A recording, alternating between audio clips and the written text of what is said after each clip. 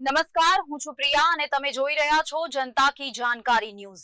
નજર કરીએ આજના સમાચાર ઉપર। અમરેલી તાલુકાના ફતેપુર ગામમાં છેલ્લા 4 વર્ષથી સરપંચ તરીકે ચૂંટાયેલા પ્રતિનિધિ પોતાના લગ્ન બાદ રાજકોટ ખાતે રહે છે અને ગામમાં ગેરહાજર રહે છે। હાલ ગામના તમામ વહીવટી કામો તેમના પિતા સંભાળી રહ્યા છે। તેથી આ મામલે કામરેજ તાલુકા પંચાયતના પૂર્વ વિપક્ષ નેતા અને આમ આદમી પાર્ટીના નેતા જીડી કથિરિયાએ જણાવ્યું હતું કે અમરેલી તાલુકાના ફતેપુર ગામમાં છેલ્લા 4 વર્ષથી સરપંચ તરીકે ચૂંટાયેલા પ્રતિનિધિ પોતાના લગ્ન બાદ રાજકોટ ખાતે રહે છે અને ગામના વહીવટી કાર્યોમાં નિયમિત હાજર રહેતા નથી। ગ્રામસભા હોય કે અન્ય કોઈ મહત્વપૂર્ણ બેઠક તેમાં સરપંચની હાજરી જોવા મળતી નથી, જેના કારણે ગામજનોમાં ભારે અસંતોષ છે।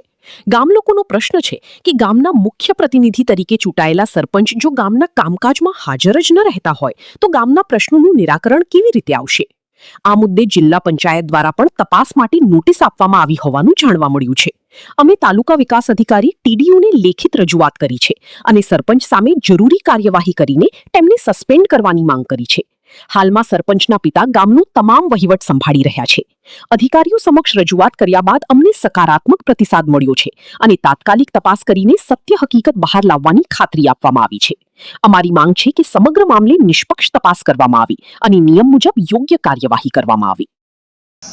હા ભાઈ, તમારું નામ? જાદવ રાકેશ ભૂપતભાઈ છે। હું ફતેપુરનો ગામનો છું અને 3 થી 4 વાર મેં અરજી કરેલી છે, જિલ્લામાં કરેલી છે, તાલુકા વિકાસ અધિકારીને કરેલી છે કે સરપંચશ્રીના 4 વર્ષથી મેરેજ થઈ ગયા છે। મેરેજ થઈ ગયા પછી સાસરે વયા ગયેલા છે અને એનો આખો કારભાર એમના પપ્પા સંભાળી રહ્યા છે।